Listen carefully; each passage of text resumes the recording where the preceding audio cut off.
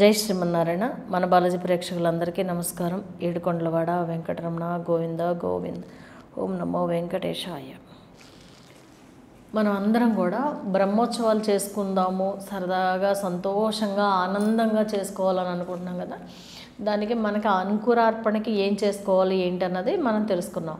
అలాగే లాస్ట్ రోజున మనం విశ్వక్షేణుల వారి ఆరాధన ఇవన్నీ చేసినవి, ఇవన్నీ ఎలా చేయాలి ఏంటి అనేసి అనుకుంటున్నాం. కాబట్టి ఏం చెయ్యాలి అని అంటే చూడండి, లాస్ట్ రోజున స్వామివారిని దేవేరులతో సహా కూర్చోబెట్టి అభిషేకం చేస్తారు. అక్కడ అభిషేకం చేస్తారు కదా, మీరేం చేస్తారు అని అంటే చక్కగా అక్కడికి ఒక చిన్న గ్లాస్ తోటి నీళ్లు, మళ్ళీ ఇంకో గ్లాస్ తోటి నీళ్లు తెచ్చుకోండి. 2 గ్లాసుల్లో నీళ్లు తీసుకొచ్చుకోండి. తీసుకొచ్చిన తర్వాత మీరు అక్కడ ఒక ఆసనం వేసుకుని టీవీ ఎదురుగా కూర్చోండి. స్వామివారికి ప్రొద్దుటే చేసేస్తారు. చేసినప్పుడు కూర్చున్నప్పుడు ఏం చేస్తారంటే స్వామి అక్కడ జరిగే మంత్రాలతోటి అన్నీ కూడా ఇందులోకి ఆవాహన చేయండి. స్వామి, నేను ఇంట్లో ఇలా చేసుకున్నాను కాబట్టి నన్ను అనుగ్రహించండి తండ్రి అనేసి మీరు కోరుకోండి. కోరుకున్న తర్వాత స్వామివారికి అక్కడ అభిషేకం ఇది అంతా అయ్యేదాకా అక్కడే కూర్చోండి. కానీ ప్రొద్దుట జరగాల్సింది అర్చన ఇవన్నీ మామూలే. అంతా అయిపోయిన తర్వాత మీరు ఏం చేస్తారంటే వచ్చేటప్పుడు ఇలా చెయ్యి కనుక వేసి ఉంచారనుకోండి, ఆ మంత్రాలన్నీ కూడా అలాగే చక్రస్నానం చేయడానికి స్వామివారిని అందులో దించుతారు కదా, మీకు అదేంటి శ్రీవారి తీర్థంలో ఉన్న ఏది పుష్కరంలో ఉన్న శక్తి కూడా ఈ నీటిలోకి వచ్చేటట్టుగా చేసుకోండి. చేసుకున్న తర్వాత మీకు అంతా అయిపోయి చేసేదాకా అక్కడ కూర్చుని ఇచ్చేసిన తర్వాత అప్పుడు ఈ నీటిని మీరు ఏం చేస్తారంటే అప్పటికే స్నానం చేసేసి ఉంటాం కదా, ఈ నీటిని చక్కగా మీ ఒంటి మీద తులసి దళం కంపల్సరిగా వేయండి. అందులో వేసిన తర్వాత మీరు ఇంటిళ్ళ పాతికి మీరు ఇచ్చేసేయండి. చేసిన తర్వాత ఈ నీటిని కొంచెం నీళ్ళని ఏం చేస్తారంటే ఒక పాత్రలోకి తీసుకుని ఈ విశ్వక్షేణుల వారిని తీసుకొచ్చి అందులో దించేయండి మీరు. ఓకేనా? దించేసిన తర్వాత మీరు ఈ కరిగిపోయిన తర్వాత ఈ పసుపు అంతా కరిగిపోతుంది కదా, తీసుకెళ్ళి ఏం చేస్తారంటే చక్కగా ఎక్కడైనా మొక్కలు ఉంటే కనుక ఆ మొక్కల్లో పోసేయండి.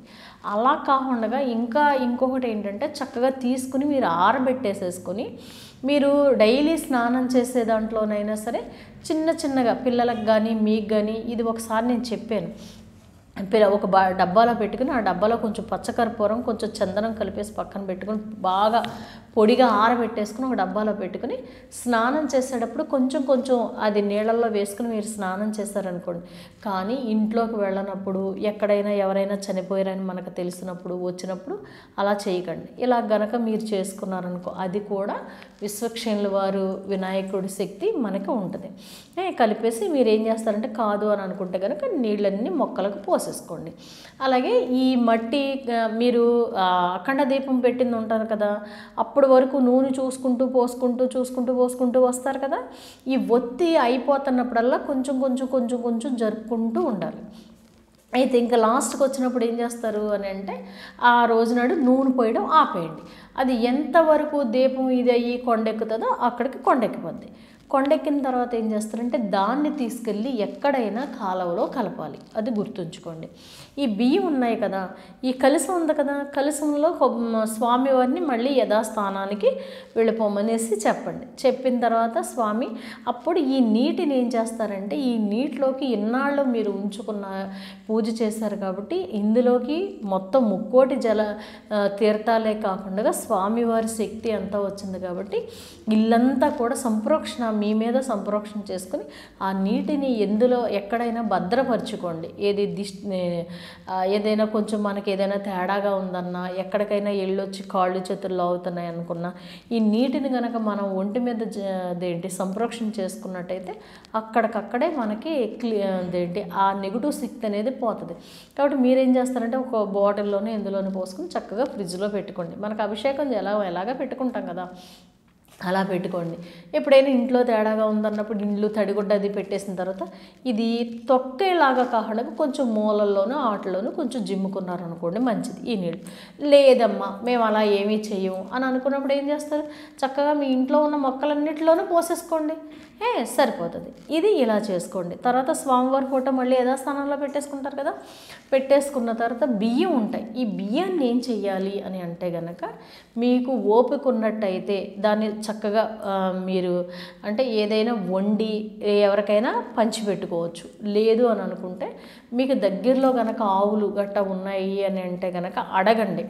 పచ్చి బియ్యం ఇంతంతా బెల్లం ముక్క వేసి పెడితే ఆవులకి పెట్టొచ్చా అంటే లేదు కడుపు నొప్పి వస్తుంది అని అంటే అన్నం పెట్టొచ్చా అని అడగండి. పెట్టొచ్చు అని అంటే పెట్టండి, లేదు ఇదేమీ కాదు అని అనుకుంటే ఏం చేస్తారంటే శుభ్రంగా అన్నం కింద అయినా సరే వండేసి మీకు పారే నది, మంచి నది ఉంటుంది కదా, ఆ నదిలో చేపలకి అక్కడ అందులో ఉన్న జీవాలకి ఆహారం కింద వేసేయండి. ఇలాగా శుభ్రంగా ఇది చేసుకోండి. అలా చేసుకున్నట్టయితే ఇంకా అక్కడతోటి మనకి బ్రహ్మోత్సవాలు అయిపోతాయి. ఆ తర్వాత మీకు ఇక్కడ అనుమానం రావచ్చు, కంకణం కట్టుకున్నాం కదా, లాస్ట్ రోజుతోటి మనకి అయిపోయింది. ఆ లాస్ట్ రోజు నాడు ఈ కంకణాన్ని ఇప్పేసేసి ఇదంతా అయిపోయిన తర్వాత ఇప్పేసేసి దీన్ని ఏం చేస్తారంటే తీసుకెళ్ళి ఎక్కడైనా పారే నది ఉంటుంది చూసారా, ఆ నదిలో మీరు వేసేయండి. ఓకే, వేసేసి ఇదంతా ఇచ్చేసిన తర్వాత లాస్ట్ మీరు స్వామివారికి జరిగేటప్పుడే ఇప్పుడు దాకా నేను చేసిన పూజకి సంబంధించిన ఫలితాన్ని అంతటినీ కూడా తండ్రి మళ్ళీ మీకే నేను దారపోస్తున్నాననేసి చేతిలోకి తీసుకుని మీ గోత్రము మీ నామం ఇవన్నీ చెప్పుకొని చక్కగా శ్రీ కృష్ణార్పణమస్తు అనేసి అలా నీళ్ళు ఆ స్వామి పాదాల దగ్గరికి వదిలేయండి. చాలు. ఇలా గనక చేసుకున్నట్టయితే మనకి లాస్ట్ రోజు నాడు స్వామివారికి జరిగే చక్ర స్నానంతో మన ఇంట్లో కూడా పరిపూర్ణమైన పూజతోటి ఇక్కడికి పూర్తయిపోతుంది. ఇదనమాట. ఇలాగా చేసుకోవాలి. కానీ హడావుడిగా అన్నది కాకుండా చక్కగా ప్రశాంతంగా సంతోషంగా చేసుకుని మళ్ళీ వచ్చే సంవత్సరానికి నేను చేసుకునే భాగ్యాన్ని నాకు కల్పించు తండ్రి, ఏ ఆటంకాలు లేకుండా అంతా నువ్వే చూసుకోవాలనేసి ఒక నమస్కారం చేసుకుని ఊరుకోండి. ఇది ఇలా చేశారనుకోండి సరిపోతుంది. కాబట్టి ఇందులో డౌట్ అనేది ఏం అక్కర్లేదు. ఎప్పుడైతే కంకణ ధారణ చేసి మనస్ఫూర్తిగా చేస్తారో ఏ ఆటంకాలు రాకుండా స్వామి మీ చేత చక్కగా అన్ని పూజలు చేయించుకుంటారు. ఓకేనా? ఇది ప్రతి ఒక్కళ్ళ ఇంట్లోనూ కూడా స్వామిని ఆరాధించాలని మనస్ఫూర్తిగా నేను వేడుకుంటున్నాను. జై శ్రీమన్నారాయణ.